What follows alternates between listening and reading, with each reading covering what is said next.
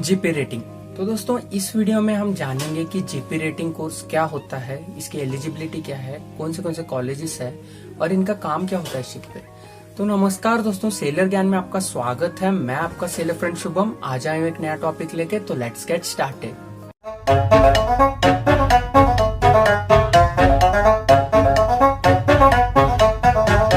चलिए सबसे पहले बात करते हैं एलिजिबिलिटी की कि एलिजिबिलिटी क्राइटेरिया क्या है। तो दोस्तों सबसे पहले एलिजिबिलिटी है कि इनको मिनिमम क्वालिफिकेशन 10th डिग्री होनी चाहिए, 10th पास होना चाहिए मिनिमम, और इसमें इनको 40% एग्रीगेट होना चाहिए और इंग्लिश का सेपरेट मिनिमम 40% होना चाहिए, और इनका वेट होना चाहिए मिनिमम 48 kgs और हाइट होना चाहिए 157 सेंटीमीटर्स मिनिमम।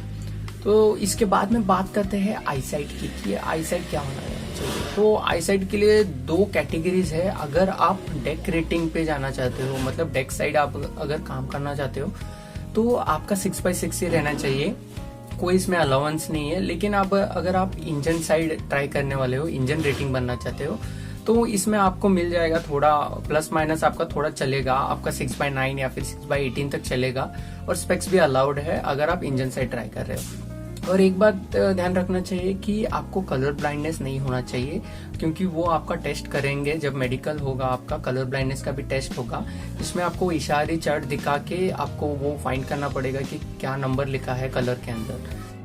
तो चलिए बात करते हैं कोर्स डिटेल्स की। तो सबसे पहले ये है 6 मंथ्स का कोर्स, और इसमें आपको STCW कोर्स भी सिखाया जाता है, क्योंकि वो एक बेसिक कोर्स है। तो सभी कोई भी कोर्स कीजिए, STCW तो कंपलसरी आपको होगा ही। और इसके बाद 6 मंथ्स के बाद होता है आपको चूज करना कि आप डेक साइड जाओगे या फिर इंजन साइड जाओगे।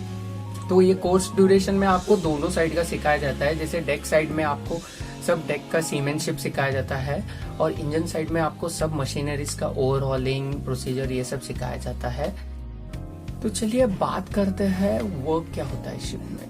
तो वर्क दोस्तों सबसे पहले डिपेंड करता है कि आप कौन से साइड हो। अगर आप डेक साइड हो तो आपको चिपिंग या फिर पेंटिंग या फिर जो भी नेविगेशन रिलेटेड वर्क होता है वो करना होता है। आपको ऑफिसर्स को असिस्ट करना होता है उनके सभी कामों में। जस्ट लाइक अगर उनका कोई रूट चेक करना है या फिर कुछ भी मशीनरी रिलेटेड ये है, तो वो आपको चेक करना पड़ता है और आपको करना पड़ता है।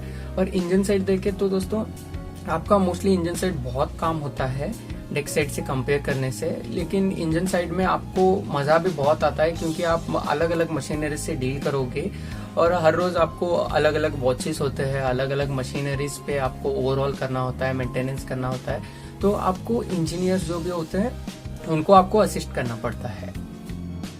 तो इसके बाद में चलिए बात करते हैं कॉलेजेस की कि कौन सा कॉलेज है। सबसे पहले मैं कहना चाहता हूँ कि अगर आप जीपी रेटिंग का सोच रहे हो, तो एक ध्यान में रखिए कि आपको प्लेसमेंट जो कॉलेज देगा उसी कॉलेज में चाहिए, क्योंकि जीपी रेटिंग के लिए बहुत लोग जीपी रेटिंग करके ऐसे ही बैठ चुके हैं, क्योंकि उनको प्लेसमेंट नहीं मिला और वो अभी तक स्ट्रगल कर रहे हैं। तो थोड़े कॉलेजेस है जैसे TS रहमान या फिर अपना ग्रेट ईस्टर्न या फिर नूसी एकेडमी, ये सब दोस्तों 100% प्लेसमेंट देती है और इनका बहुत गारंटी होता है। नूसी में मैं गया था, मेरा STCW कोर्स था, और कॉलेज बहुत बढ़िया है और ट्रेनिंग बहुत स्ट्रिक्ट है वहाँ पे। लेकिन दोस्तों वहाँ पे आपको प्लेसमेंट मिल जाएगा। तो दोस्तों चलिए बात करते हैं फीस की कि कितनी फीस होगी। ये फीस डिपेंड करती है कॉलेज पे और टाइप, कौन सा कॉलेज है, कैसा ये है। तो मोस्टली ये 1.1 लाख से 2.5 लाख तक होती है। लेकिन दोस्तों एक समझ लीजिए कि जितनी ज़्यादा फीस है उतना अच्छा कॉलेज है, और आपको प्लेसमेंट भी उतनी अच्छी मिलेगी। तो आप ये सब ध्यान में रख के ज्वाइन कीजिए।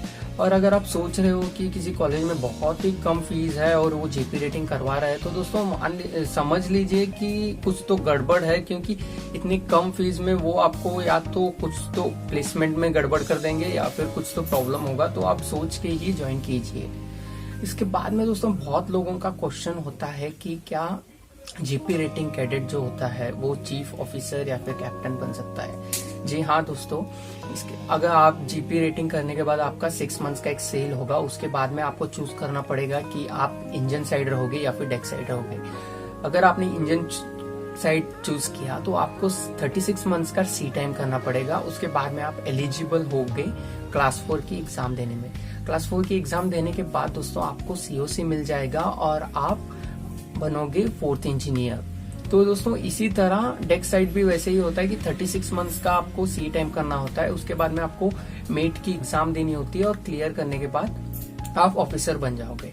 तो इस तरह मैंने दोस्तों सुना है बहुत सारे चीफ इंजीनियर्स बने हैं जो अपना जीपी रेटिंग से अपना करियर शुरू किए, लेकिन वो 10 से 15 सालों में वो चीफ इंजीनियर बन गए हैं। तो दोस्तों चलिए बात करते हैं सैलरी की कितनी होगी स्टार्टिंग में जीपी रेटिंग को। दोस्तों मोस्ट ऑफ द केसेस में मतलब the average salary mostly depend करती है कि आप कौन से टाइप के शिप में हो, आपकी कंपनी क्या है, कैरियर का टाइप क्या है। लेकिन दोस्तों अप्रोक्सीमेटली देखो तो आप स्टार्टिंग में आपको 20 to 30K मिलेगी इंडियन रुपीज में, लेकिन बाद में बढ़ेगी दोस्तों। आप अगर सिर्फ जीपी रेटिंग तक ही रहना चाहते हो, मतलब आपको कुछ ऑफिसर्स या फिर इंजीनियर्स लेवल में नहीं जाना है, तो फिर दोस्तों लास्ट में आपकी सैलरी 2 लाख तक हो जाएगी पर मंथ की। तो दोस्तों इसमें कुछ ये नहीं है कि सैलरी कम होती है, लेकिन स्टार्टिंग में थोड़ा स्ट्रगल ज्यादा होता है, क्योंकि दोस्तों जो क्रू मेंबर जो भी जीपी रेटिंग होते हैं वो सबसे नीचे होते हैं। तो आप समझ सकते हो कि सबसे नीचे होते हैं तो सब लोग थोड़ा बहुत आपको तंग करेंगे। लेकिन दोस्तों फिर आपका जैसे एक्सपीरियंस बढ़ता जाएगा तो आपको मस्त अच्छा वाला ये मिलेगा, प्रमोशन मिलेगा, और आप एग्जाम्स अगर दोगे तो आपका लाइफ सेटल्ड हो जाएगा। तो दोस्तों आज के लिए बस इतना ही। आशा करता हूँ कि आपको जीपी रेटिंग के बारे में जानकारी मिल गई। अगर वीडियो अच्छी लगी तो दोस्तों लाइक कीजिए, शेयर कीजिए, सब्सक्राइब कीजिए और stay tune for more videos. Thank you.